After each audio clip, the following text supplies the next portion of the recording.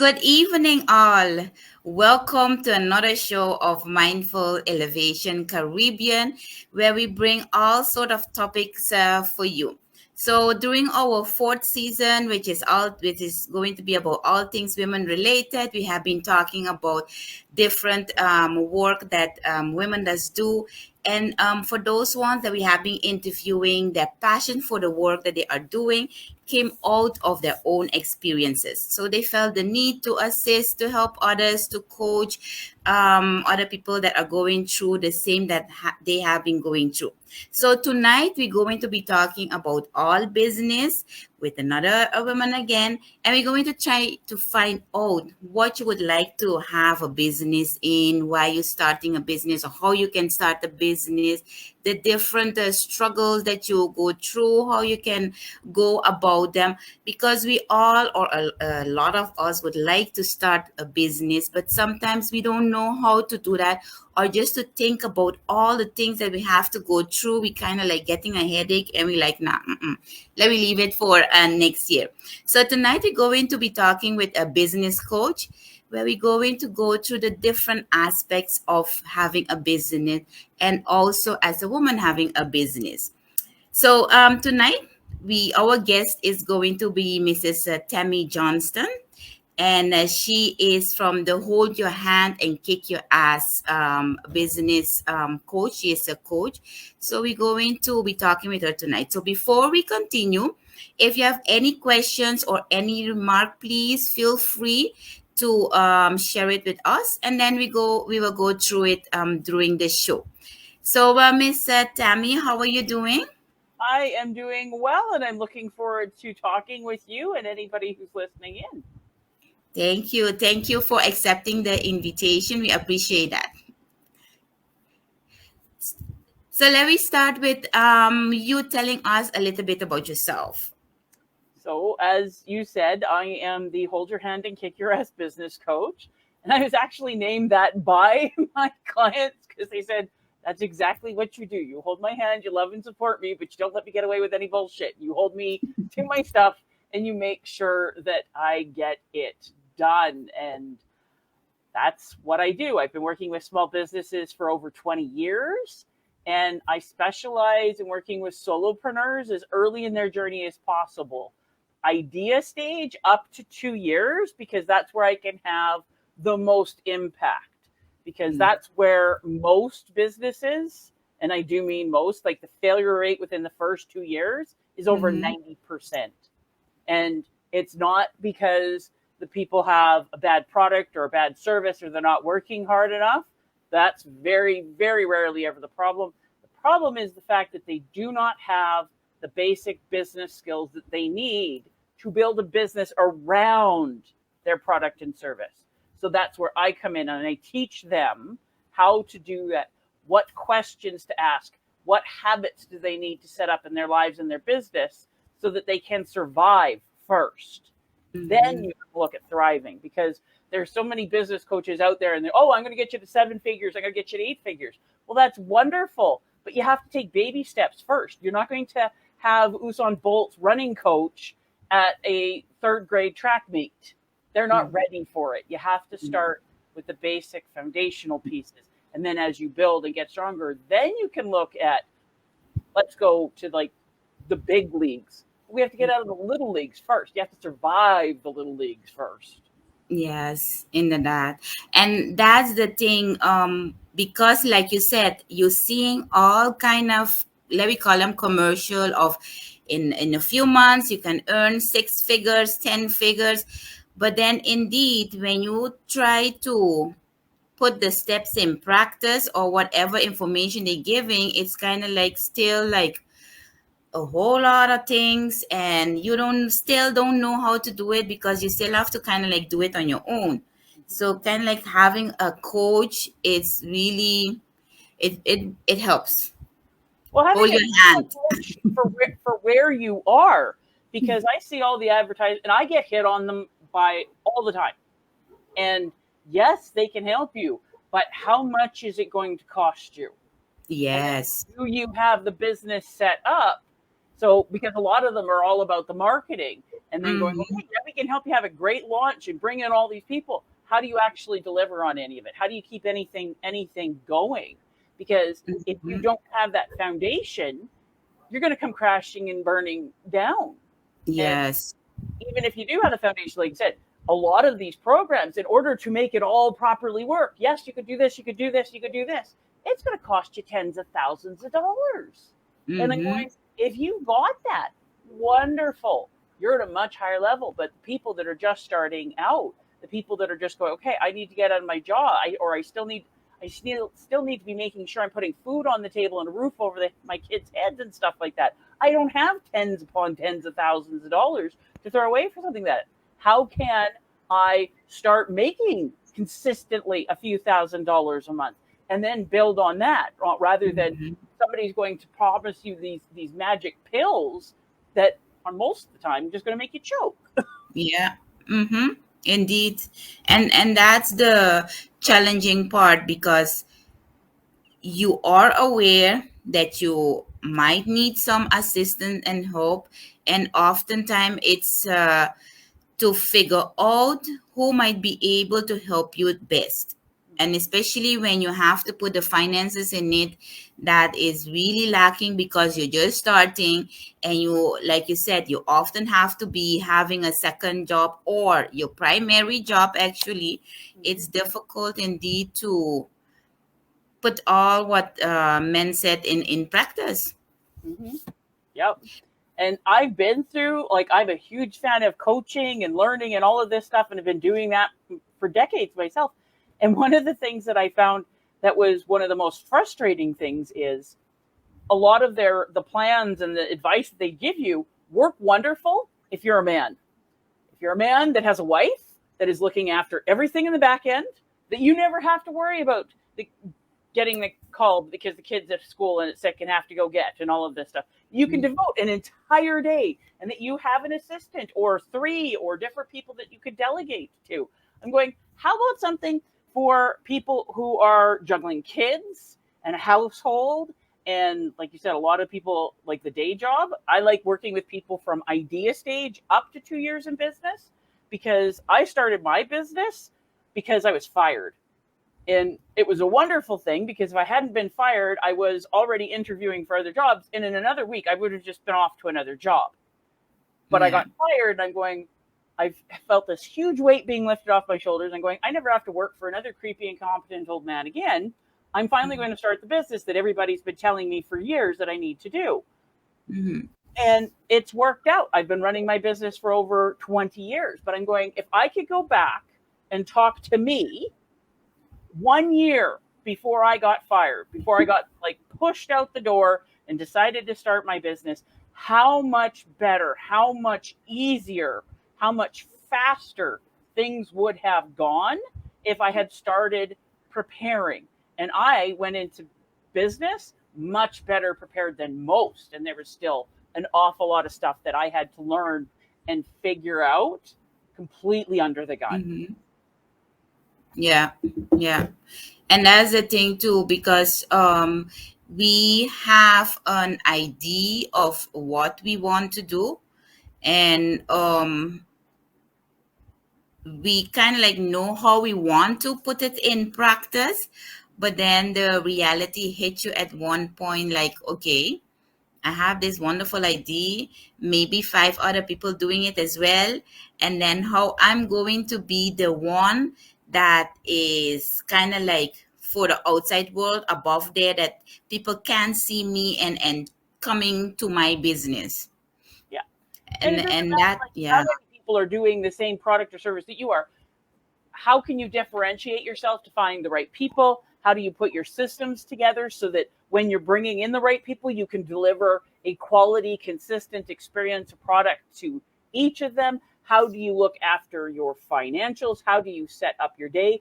Who do you take your advice from? Most people, especially when they're starting out, are taking their advice from their broke ass friends and family who have never run a business and have no idea what they are actually talking about. And they could be trying to help you with all the love in the world, but if they don't know what it is that they're talking about, you're probably not getting very good advice. Yeah. Mm-hmm. Yeah. And then what I find too is the term small business, and that people thinking that because you a startup, you're just starting, and yes, it's a small business, that you might not be having the same quality and sometimes better quality than a larger company. So they prefer to go to a larger company instead of trying to give a small business also the opportunity, because that's it's actually how you just grow. And like me myself, okay, one other challenge on top of it is that I am on an island, so it's a little bit more challenging when it comes to small business, startup business. And then like I said, people prefer to go to the larger companies and not giving the small companies a chance. And then they're like, okay, so how I'm going to attract somebody, people, to customers to come to my business? And then it's indeed a very good thing to have a business coach to hold your hand, walk you through it. Share ideas, come up with stuff. Because a lot of what you're saying, I've heard from clients for many years. They're going, I can't compete with the number one. You're not competing with the big boys because number one, you can't. You're playing a completely Yeah. different game. But here's the thing: you can't service everybody. Sales and business is all about sorting, finding the people that understand, showing that you understand. One of the things that a small business has, like a solopreneur, the people just starting out, that the big people don't, is you can actually build a relationship. With the big companies, it's just a transaction. Where when you're working with a Yeah. small company, you get to know the people. We have a vested interest. Like there's a meme that goes around fairly regularly on Facebook and social media and stuff, and it goes like, when you buy from a small business, you're helping a little girl get like dance lessons, and you are helping a family keep their home. You're supporting the little league team that the small business sponsors and stuff like this. You're not buying Jeff Bezos his penis rocket. So you can build on those relationships. And one of the beautiful things about the internet, and as much as COVID-19 has sucked, it's pushed so many people to get to know. Like, you're in the Caribbean, I am on the west coast of Canada. We are a continent and a lot of water apart. And here we are talking and getting to know one another. I've got clients literally all over the world now because we're able to find the people that we connect with, that we can build a relationship with, that share our values, and do business with them. You're not looking for millions of customers. You're looking Mm-mm. No. for your first 10 customers. And you have the ability as a small business to knock their socks off. Do what you do amazingly. Do what you do well. Do it human being to human being rather than just being a receipt for Yeah. Walmart. Yeah. Mm-hmm. Yeah. And that, even though sometimes it's scary, because sometimes you wanted it to be like a receipt, to use your example, but it's like you said, because you are able to talk with a customer one on one, and really tailor to the customer, share the information that the customer would want and build a rapport like that, it that customer, once they are satisfied, they can continue telling other people as well to, hey, business X gave me such a great experience, go and try it out. And so one when it is, let me see, retail business, or let's say selling clothes or jewelry, or even things that you make, maybe sweets and those things to decorate your house. Sometimes I find that it's easier for you to be out there, because when it comes to the social media, you're able to share what you do, show how you do it, and portray or display your items that you're selling. And then if you do comparing to when you're doing, like for example, a coaching business or a therapeutic business, it's a little bit more challenging to showcase to the world what it is you're doing, because you can't be posting the conversation that you're having with your clients on social media. And I see that people struggling with that as well. That how come it's for them easier to do it for other people, but then me that having a coaching business is a little bit more challenging to attract people. Besides the fact that not everybody is open for coaching and therapy.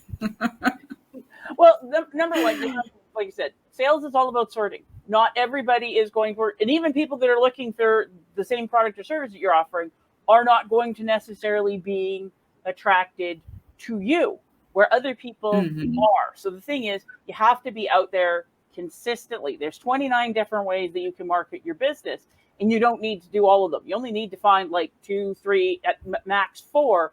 Here's the thing: do them consistently. When you're talking about like coaching and therapeutic and stuff, you still have to get your message out there. And no, you can't say, okay, here's what I'm talking about exactly with this client. What you can do is you can put together case studies and you can blur out, like, anonymize the personal details, but the general bits of the story and stuff you can be putting out there. This is a type of person that I've worked with, and this is what they were going through, and this is how we were able to help them, and this is how things are going better now. You need to be networking. Like, a lot Yeah. of people go, okay, everything needs to be online. And yes, you definitely need to have an online presence, even if you are just a local business. You still have to have an online presence because everybody is doing their preliminary searching on their phones. And Mm-hmm. if you don't show up on the internet, you don't exist. But you should still be working on building a face-to-face network on an island. Doesn't matter where you are, because you get to have those live conversations. You get a different form of interaction. You always want to be building your network and sharing ideas. I have learned so many amazing things from the different people I've been in networking groups with, and we've become friends, and we're always sharing information and ideas, and this is what I've seen work, and this is what I'm trying, and this is how it's going for me, or this is what somebody else I know is going on. And you have the ideas that get together, and you find the stuff that clicks for you. Mm-hmm. Stuff Yeah. that clicks for you. Yeah.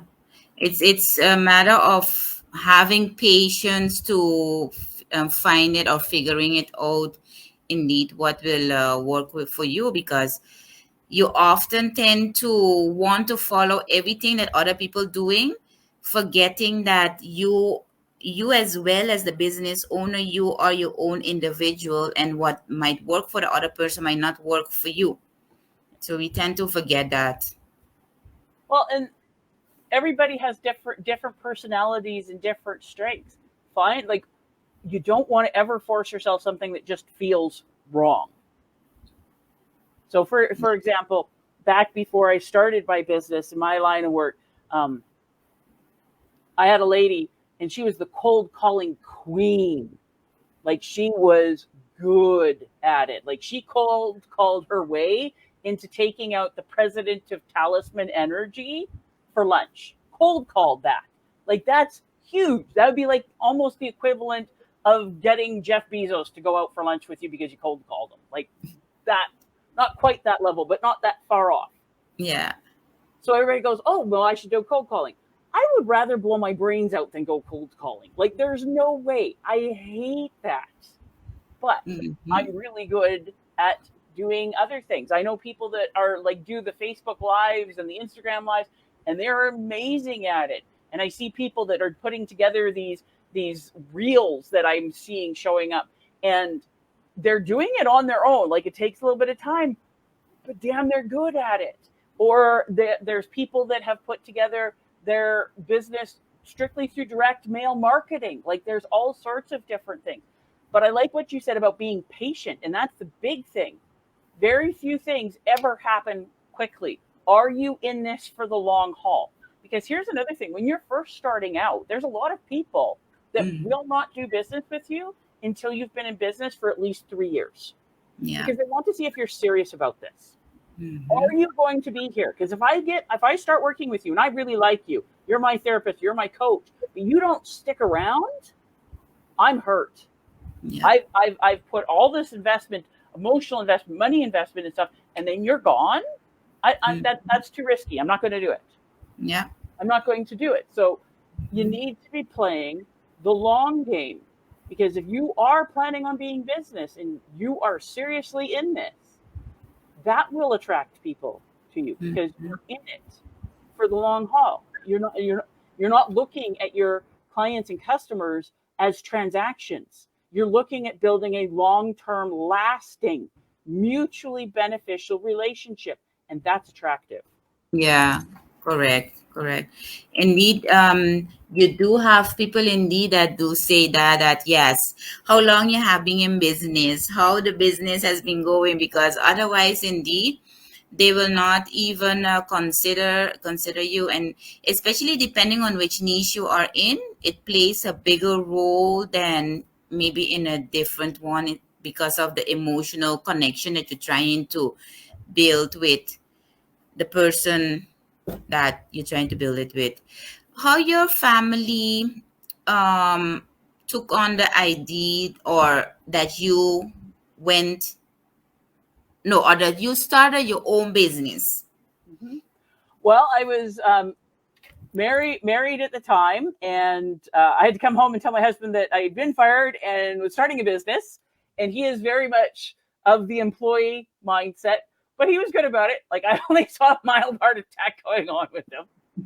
And at the time, we were just discussing starting our family. So I started my business. My mom was the one who took it the hardest, because she was an employee in the same hospital. She ran the lab next department in the same hospital for 42 years before she retired. And she would panic anytime I would change jobs. So having to tell my mom that I'd started my own business, like, oh my God, that was absolutely scary for her. But then, to complicate my life even more, about 2 months after starting my business, I got pregnant. So I had to build a business and a baby. And my hat's off to any woman who does that more than once. I do not understand that. I don't like pregnancy. I have one child for many, many reasons. Mm-hmm. And went through pregnancy and all this stuff, took 30 hours of mat leave, because I was just starting to get like a little bit of momentum with my business. And if I'd taken any time off, I would have lost all of it and I would have been back at square one again. So one of the many reasons why I finally decided to take the leap and start my business rather than just getting another job and a raise and all of that good stuff is because I wanted to have more control over my life.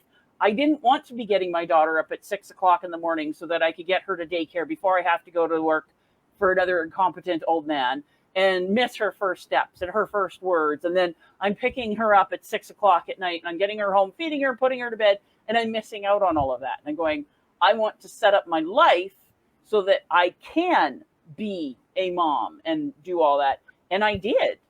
So Yeah. I worked around, okay, I have to work around nap times and feeding times. I don't have 8-hour chunks where I can focus on this stuff. I have to be really organized, as all moms are, to get all of this stuff done and move. And how do I work with this? And I was able to be pizza mom and do field trips and all of this stuff. And now Nice. my daughter's 19 and in university, and it's Mm-hmm. just gone. And I could not have done that if I'd had a normal, just over broke. Yeah. Mm-hmm. Yeah. And I mean, it's easy talking now because it's you went through everything throughout your business. So, and now it seems like it's easy talking that, oh, it came so easy. But Oh, it did not come easy. There was a lot of stress. There were tears. There were like, oh my God, I must be out of my mind doing this. It'd be so much easier in some ways just to go back. Yeah, I know how to deal with the creepy, incompetent woman. I could do that. But one of the very important things is I have what I call my business 911, and I say everybody needs to have one, and that's a person, another business person, or your business coach, that when you're having one of those rough days where you're questioning your sanity and all of this stuff, and you can phone them up and go, okay, number one, do you have a couple moments? I need to vent. And if they go, yes, okay, you can just unload, and it's a safe space, and they listen to you and they help you through it, and they remind you why you are in business, and they give you a friendly swat on the ass and go, get back out there. Where if you don't have that person, you typically have two options. You internalize it, which is completely unhealthy for you personally, for your family, and for your business. Or you go and unload on somebody who does not have the ability to help you in the way that you needed to be helped. So, Yeah. like when I was having the difficulties, I love my mom. She's wonderful. She is the last person in the world I would have ever phoned when I was having a difficult time on that, because she loves me and she supports me. But she would have just, yes, Tammy, you are insane. Like, you should just go get a nice simple job again, and you wouldn't have to worry about this. You could have the 9 to 5, and you'd have benefits, and you wouldn't have to worry about when you're getting paid. All of that stuff, and that is not what would have helped me. Yeah. Yep. Yeah. um, I can understand indeed that, yeah, you might need somebody that really encouraging you, reminding you why you're doing it, and telling you, okay, you said that this was going to be your next step, reminding you about your next step, and give you a push to go take that next step. Yeah, because otherwise it's easy to give up. Yep. And some days Yeah. it is so tempting. Mm, Even now, like, you never get rid of the bad days. Like, you should get fewer of them. And I always go, the stuff that had me panicking 20 years ago when I started my business, like, that's nothing. That's not even a blip for me now. Stuff that had me panicking 10 years ago, not even a blip. Stuff that has me challenged now, 5 years from now, it's going to be nothing.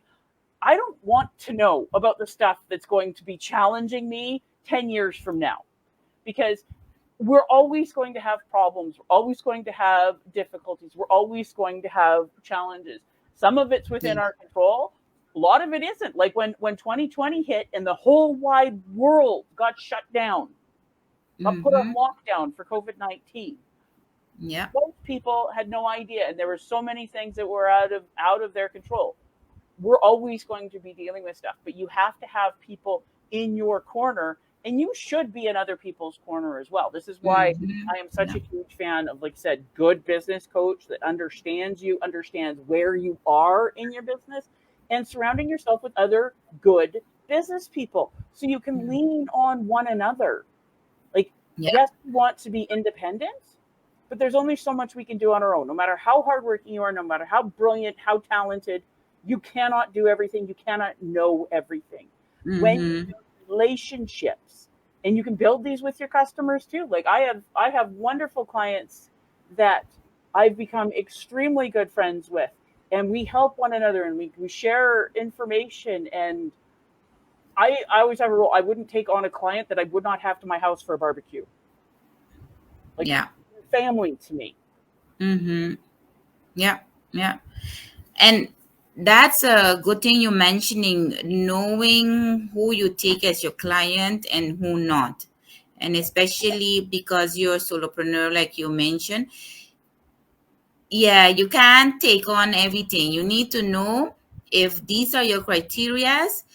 Try not to step away from those criterias that you have as your customer, or how you want to do your business, because otherwise later on it will come and bite you back, Yep. and that's not what you would want. Well, and it also makes it a whole heck of a lot harder to market. If you're for everyone, you're for no one. Yeah. And the big word that you hear over and over and over again is niching. And there's many different ways to do that. Like, people ask, Tammy, what's your niche? Mine are solopreneurs as early in their business as possible that are willing to put in the work. Yeah. Are willing to put in the work. That's it. I have them across industry. I have them across product and service. I have them across, like, literally around the globe. It's people that are passionate, that are willing to put in the work, because it's work. It is work. Yes, it is. And it's a long haul. There is no magic pill. If somebody's Mm-hmm. promising you a magic pill, they're lying, flat out. It's either to you, to themselves, or typically both. Yeah. Mm-hmm. All Yeah. overnight successes take 10 to 15 years, but Yeah. you can survive. And we hear about these people. Oh yeah, I built a multi-billion-dollar business in like a year or less. You know why you hear about them? Because they're the exception. They're the exception. They're like the 3-year-old that's playing violin at Carnegie Hall. They're amazing because they're not normal. But there's Mhm. a lot of very successful businesses that are able to provide good lifestyles for their family. They're providing great products and service for the customers. They're probably employing a few people, providing good jobs. There's lots and lots of those. Mm-hmm. Yeah. Yeah. Correct. Correct. Again, patient, being mindful of who you are, what you can handle, what you can take on. It's important. Um, you said that you started 20 years ago. Yep, How over 20 was years it? ago. Yeah, how was it to be able to get clients at that time comparing to now? Comparing to now, um, Yeah. well, what are the things? So my background is actually in financial services. So I've been in financial services for almost 30 years now. And that means like I sell life insurance. Nobody wants life insurance. You tell people you sell life insurance, they are running for the hills. I'm the last person in the world that they want to talk to. And like investments and stuff. Like my industry is a running joke. I get that. I'm totally on board for that. And most of the time when you go into sales, you're supposed to hit on all your friends and family. Get them. They're your easy targets. And I'm going, there is no in the world I am doing that. Like, nope, nope, nope, nope, nope. So what I did actually is I started doing small community trade shows where I would pay like $50 for a table and I'd be there for the afternoon. And there'd be like somebody that's doing Mary Kay on one side, our barns down a little bit, a lady that's doing crochets over there. There's the local plumber and things like that. And I would have my booth. And I also taught financial classes. I taught those for almost 20 years. I shut those down when the pandemic hit um, because can't do them face to face. Yeah. And I would just talk to people and let them look through my stuff. And I would talk to the other vendors because I've always specialized in working with self-employed small business owners because I'm going, I know what you're in. I can help you find money that you're bleeding, that you're not aware of it. And I've always loved the business stuff. And I would help them build their businesses because I'm going, broke people can't afford investments or insurance. So it's a win-win all the way around. Mm-hmm. And that's how I started. I did trade shows and I would pick in certain areas so that I would get seen on a regular basis. So they go, you know what? I know I've seen you before and all of this stuff because they'd seen me around. They saw the longevity. I'm not just coming in and hitting. And if I don't pick up 20 clients at this event, you'll never see me again. No, it's the slow drip process. And Mm-hmm. in right around 2 years, I was netting more than 100 grand a year. Yeah. Mm-hmm. The slow and the steady and the consistent. Yeah. I'm a Mm-hmm. massive introvert, so I didn't want to go cold calling. I didn't want to do all of this stuff. And there's a lot of stuff that I've learned. In the meantime, going, if I had to go back, and like I said, if I could go back and talk to me 1 year before I started my business, I would have had a few things up and running at like so that moment that happened, I'm good to go. I've got my marketing plan in place, and we run with it. And there was Mm-hmm. stuff that I tried that I thought would be great, fizzled, did not work. And then I adjust it or I try something different. And then I found the things that worked. I Yeah. found the things that work. I haven't done a trade show in 15 years. All of Mm. my clients come into me now as a referral. And a referral means they phone or email me and ask for an appointment. I won't contact anyone. Yeah.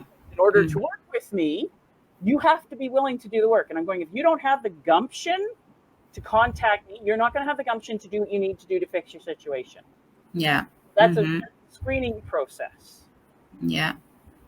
Yeah. Because otherwise, you are the one going to force them to work with you, and then it's going to be based on kind of like force. Then yeah, they will not. Their mind and their drive is not there Well, to it's a go very through the repellent process. thing because nobody wants to be forced. Where if you go, Mm-hmm. I know what I bring to the table. and this is what it is. And if this is what you want, great. I will happily bring you into my world. If it is Mhm. not, then you need to go somewhere else. I don't need you. I Yeah. don't have to worry about my bills being paid. My business Mhm. is strong and successful and growing. And if you want to come in and be part of my world, wonderful. If not, I'm okay with that. That Yeah. makes it very, very attractive because Mhm. it's what do you know what the difference is between confidence and arrogance? Tell us. Confidence is having the goods. You can back it Yeah. up. Mhm. Arrogance is smoke and mirrors. Yeah. When Yeah. you know what you're doing and what you're bringing to the table, you can be confident. Mhm. Confidence is attractive. Yeah. Yeah, it is. And I like that you mentioned that you are an introvert, and that is one of the reasons that you don't like to do cold calling and go behind people. And I had to think one time about myself because I'm a real introvert as well. And when you mentioned in the beginning about calling people and go behind them, and no, I was like, I can't do that neither. But then at the other hand, you're thinking one time that yes, but then how I'm going to get my customers. Yeah. And I like that you Well, said about the and one of confident the part. things that a lot of people like introverts really discount, they're going, you have to be an extrovert to run a business and to market. No, because one of the things that introverts really bring to the table that they're typically not aware of is we typically hate small talk. We can't stand it. We want to have deep conversations. Like we don't have, it's not that we have a problem talking to people, but we want to talk to people about stuff that's meaningful. We don't want to talk about fluff. Yeah. And when you are talking to people and you are actually connecting with them, you are building that relationship. You are making it because we've all seen, and if you've been around for any period of time, you've run into them. They're great extroverts. They will talk to anybody. They're very, very charming, but a lot of them are shallow. Yeah. They're Mm-hmm. they're shallow. They're all flash and shine, but no depth. Where Mm-hmm. an introvert, we're shy isn't the right word, but it's the only one I can think of right now. But we have the ability to have the deep conversations. Like when I'm dealing with my clients on either the personal finance side, because I still run that business, and I just split my business into two in 2019, so that the business one is separate. Do you know how many boxes of these I go through? I like people cry in my office Yeah. because they get emotionally naked with me. They get financially naked. And it's because they know that they can trust me and I'm not going to judge them and I am here to help them. And they can let down their guard and all of the stuff that this face that they've been putting out to the world so we can actually help them move forward. And Mm-hmm. that is a strength that I have found is typically much stronger with introverted people because we have a stronger natural ability to connect. And Mm-hmm. not, I don't want to say care because it's not that extroverts don't care, but we're quieter typically and we're softer and we can get into those things. We're not Yeah. having to be externally motivated. Mm-hmm. Yeah, yeah. And we, like you said, we have to be confident about ourselves as well, and not thinking that because we're seeing all those extrovert doing it their way, that we have to go and do it as well, like them. Because it's, yeah, once you know what you bring to the table, people will come to you. Some might for you, for example, people might come in like 5 tens and a little bit faster. By me, they might come 2 3 and a little bit slower, but you will get your people at one point, your customers at one point. And we have to keep on believing in that and not trying to change ourselves because we're seeing somebody else doing it in a different way No, than be we would want. yourself. And another thing I'm gonna throw in here, where a lot of people, especially when they're starting out, they're going like, it's really easy, Tammy, for you to be confident to know what you bring to the because you've been doing this for 20 or 30 years.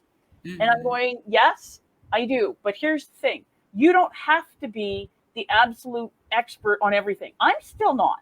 Like nobody is, Correct. especially in today's world. Like things are always growing and changing, and oh my god, the stuff that's learning and the stuff that I am still learning. But the big thing is, do you know more than your clients? Yes. Are you willing to keep learning and keep improving yourself? If you come up against a problem that they have that you can't fix, can you find this help and support to help them fix it? Or can you be honest enough to go, you know what? I'd really love to help you, but I'm not the right person. This is beyond my scope. And honestly send them off somewhere else. Because I've done that with clients. When I'm looking through their stuff and I'm going, you know what? I can't do better than what you already have, or this is outside of my scope. So I recommend this person. Do you know how many referrals I get out of that? Because they know that I'm being honest with them, that I am actually looking out for them. And when I say that I have something that's better for them, yes, because when I've told them that, no, I can't do better than this, or I'm not the person for you, that gets out. Yeah. People do business with people they know, like, and trust. And as long as you are doing business in an honest, ethical, and moral way, and you are in it to help your customers, you will not have a problem in business. Mm-hmm. Yeah, yeah. Don't want to attract everybody. Don't want to have everybody as your customer because, yeah, especially nowadays with the technology, it's easier to put out there how a business is being done, and like you said, and the trust or the lack of trust that you have in the business. Yeah, it's wider spread than when they didn't have all these technologies. Yep. And there's always, like I said, one of the many reasons why I love business is because if you're bored, you're doing it wrong. Because there's always stuff that you can be learning and improving and bringing on new skills and different stuff. And I'm going, that is so exciting. That is so exciting. Mm-hmm. Yes, yes. Um, Talk to us about some of the challenges that you have been going through, especially when you started your business. Oh, okay. That's a loaded question because there's been so many challenges. Like you said, probably the first one, because I was always an introvert and really good in the back end and stuff like that, was having to figure out how to market and get my name. I wasn't worried about my expertise because I'd already been in my industry for 10 years. I was the one in the back training all the other eight. Like technically my knowledge was like on par, but it's like my biggest challenge was figuring out what is a way that I can market and get my name out there that was effective and didn't make me feel icky. That was probably the number one thing. And then it was, okay, how do I manage my time and things like that? Because like I said, I got pregnant pretty much right away, and I didn't have a horrible pregnancy, but it was challenging, like tired and just all of that lovely, wonderful, fun stuff. I had 24-hour-a-day sickness and then went into 7 months of heartburn after that. So working around that. And then when I had my daughter and stuff, she didn't sleep through the night till she was 4 years old. Like when she nursed 5 times a night till she was 10 months old. I don't know how I survived. Like I was just tired. And like I said, I had to time things. I have to go, okay, I've got to get my work done for my client appointments. And then I have to go do my client appointments. And I have to do this in between nap time and feeding because my daughter would not take a bottle. I was the food. And she Mm, nursed I would get an hour and a half to 2 hours tops. So literally, we worked it. So when I first started, I had a wonderful, wonderful business partner, and we did all of our marketing in a very specific area of the city, a community, so that we could, number one, concentrate our marketing so we could be seen a lot more, but we also didn't want to be crisscrossing all over for appointments. So what we would do is I would go to her place, I would feed my daughter, I would leave my daughter with her husband because my husband was working nights, and most of our appointments and stuff were in the evenings when our clients were home from work. Feed my daughter. We would go to our appointment because she lived in that community, so it was easiest. We would do the appointment. I would watch the time. We would go back to her place. I would feed my baby, change the diaper, go out to our next appointment. Then I would come back, pick her up, feed her, go home.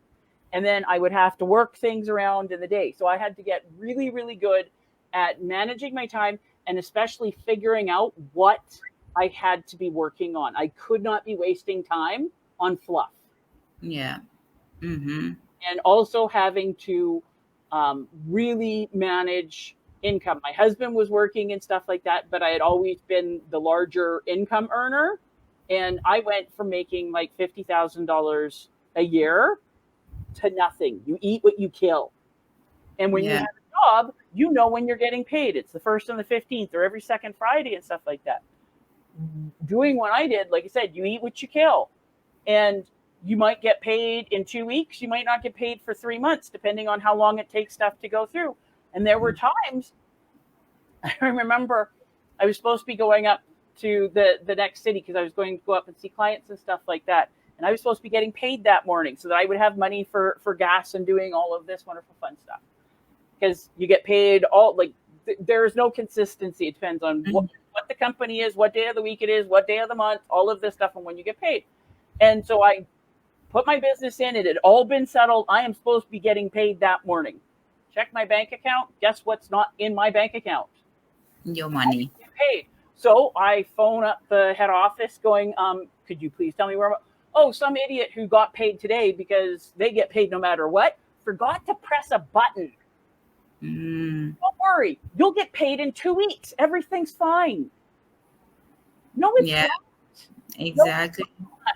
So I remember because my partner came over and I literally, I had a meltdown. I'm going, I can't believe this. Like, we busted our butt. We did absolutely everything. And some idiot at head office that got paid forgot to press a button. So I don't.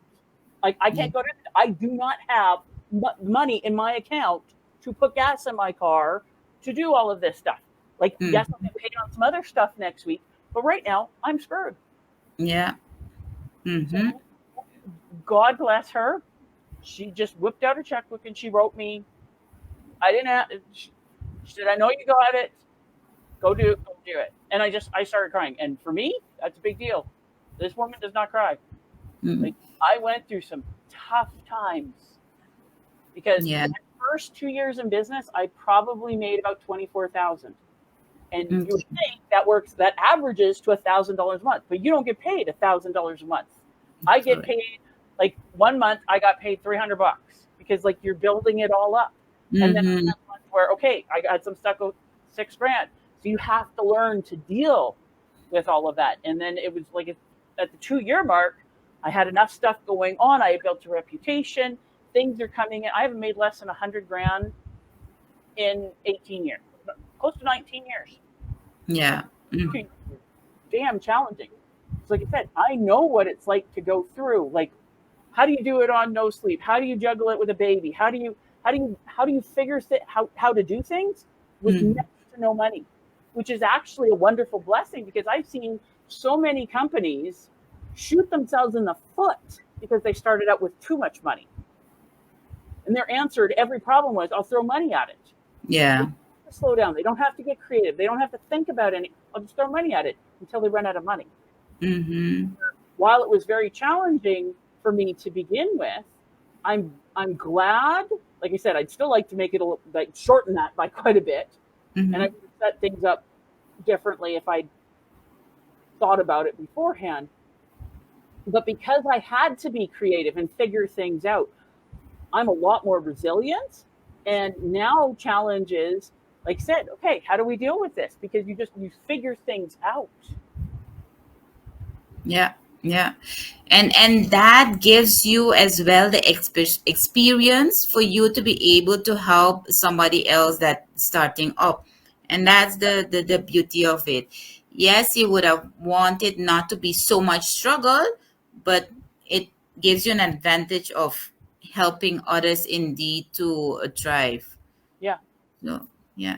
And how did you deal with the fears and the doubts? Well, one of the things that I did even before is I'm a big reader, like a really, really big reader. My library is the most valuable thing to me. And over the years, I've added to it as audiobooks as well. And I find that by putting in time every day consistently into reading good stuff, that really really helps. Um, Great book that I recommend to people is the Chicken Soup for the Entrepreneur's Soul, and the reason why I like that is because it's a chicken soup book, so it's made up of like the 101 short stories. So you don't Mhm. have to sit for hours and read it. You can just pick up a few. And it's the real life stories of some really big, well known brands. And they are talking, like the people that started the company, talking about some of the difficulties and the challenges and, oh my God, the company's going to fold moments and how they got through that.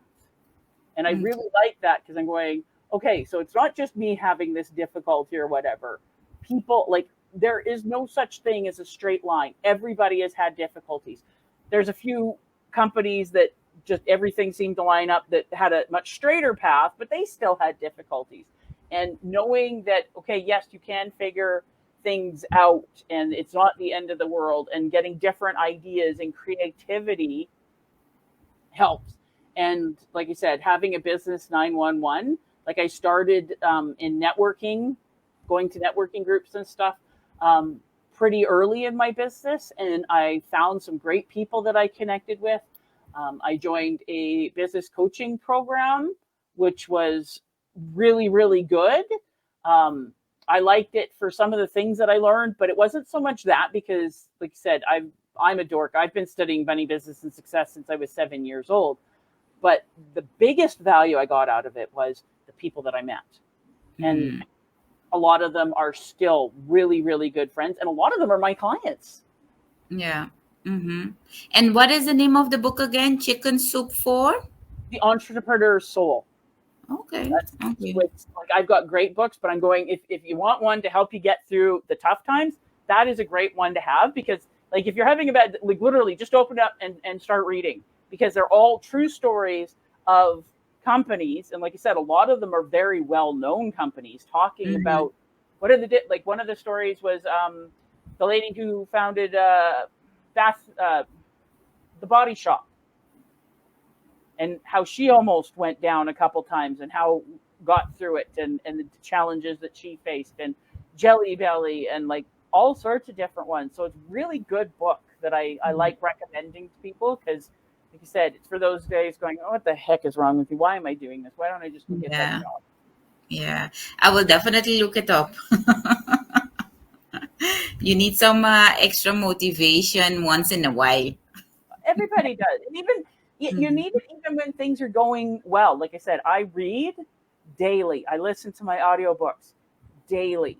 And I have my library, and a lot of my books I've read like 6 or more times. I've got one book that I read every single year, and I have read it 28 times. Yeah. Mm-hmm. And the book hasn't changed. But each time I go through it, I'm in a different place and I've learned some different things. So I'm now able to get this thing that okay, it was pretty much invisible to me before because I needed to work on other stuff. But now I'm ready for that bit of information. And okay, how Yeah. can I put that into my life and business and Mm-hmm. move forward with it? And every new thing that you learn makes the stuff that you already know more valuable because it intertwines and mixes and creates something new. Yeah. Mm-hmm. Yeah. That's the beauty of reading. Every time you learn something different in the same out of the same book. What how would you define success for you? How would I define success for me? Success for me is doing what I want, having a positive impact, creating a better life. Nice. Nice. And knowing what you know now, what would you have done differently? What would I have done differently? Like I said, if I would have taught, I would have started planning my business, getting things in order for that before I pulled the trigger or got fired or whatever you want to call it. Because Yeah. 1 year's heads up, oh man, the amount of stuff I could have done, like on the evenings and weekends and stuff like that after work, and it would have been so much more motivating because by the time like I finished with that job, it was all I could do to drag my ass into work every morning. Like it was such a toxic, horrible place to be. Where if I had been building my business in preparation for leaving that, it would have made the job easier to get through and dealing with the horrible people because I'm going, I'm working my way out of this. And that would have been very motivating. And rather than, okay, now I have to start, I would have, and it wouldn't have taken me 24 months to get to 100 grand. It probably would have taken me 4 to 5. Yeah. Mm-hmm. Okay. Okay. What advice or tips can you give to people, to small business and or people that would like to start? I'd like to start. You need to get serious about learning how to build a business because most people that start a business are technicians. They're technically very good at providing their product or service. They're missing the business skills though. Um, and you have to have all 8 of them. You have to have like your habits put together properly because when you have a job, somebody else is telling you what to do. Everything is done like you're externally motivated. When you are your own boss, you have to be motivated. And if you don't know how to do that, you're going to crash and burn. You're going to Yeah. crash and burn. You have to know what it is that you're doing. You have to set the right goals. You have to put together your marketing plan. You have to have your systems in place. You have to have your advisory team, your financials. You have to understand that. And you have to understand the difference between cash flow and profit. And you Yeah. have to be committed to working on your business. I always say the best time to start your business is before you need to. Like if you've already got a job or anything like that, start Mm-hmm. building your side hustle. Yeah. When, Mm-hmm. when and if you can build slow and not have the financial pressure of I need to be making money from my business in order to put food on the table and a roof over my head, Mm-hmm. that's a whole heck of a lot easier than having that pressure going, I need to do this to survive. Because then you put out this desperation vibe and people will avoid you. So Yeah. the sooner you can start putting things together, you need to be working on your business. And I cannot recommend this enough. You need to be working with a good business coach for where you are. So when you're first starting out, you need a general list. You don't need a Facebook ad specialist. You don't need somebody who's going to teach you how to have the best Instagram reels or you need somebody that's going to get you through the first 2 years. Mm-hmm. Yeah. Yeah. That's some good advices you given. And I even wrote some things down because you're always learning something new, and you can always go back and see, okay, did I miss something? Can I adjust something? So yes, it's always good. Well, Tammy, we have been talking about everything business, and it was really insightful, really interesting. Like I said, even me got some light bulb moments. I Well, I'm would. very glad to illuminate you however I can, dear. Thank you. You are No, but welcome. I would really want to thank you for your time, for sharing with us about the business, what we can keep in mind, what you went through, how you reach where you reach now. So we really want to thank you for that and for your time. And viewers, this was it for tonight. If you still have any questions or remark, you can always send it. Oh, one thing, Tammy, if people want to contact you, where would they be able to do that? Best way is through my website. So it's ksabusiness.ca, and KSA stands for kick some ass. Mm-hmm. Business.ca is my website. Best place to find me. Okay. Okay. Well, thank you. So you heard it where you can contact her if you would like to get some more information and or you would like to for her to work with you. So thank you again, everybody. Thank you, Tammy, so much. And I would like to tell everybody to enjoy the rest of the evening.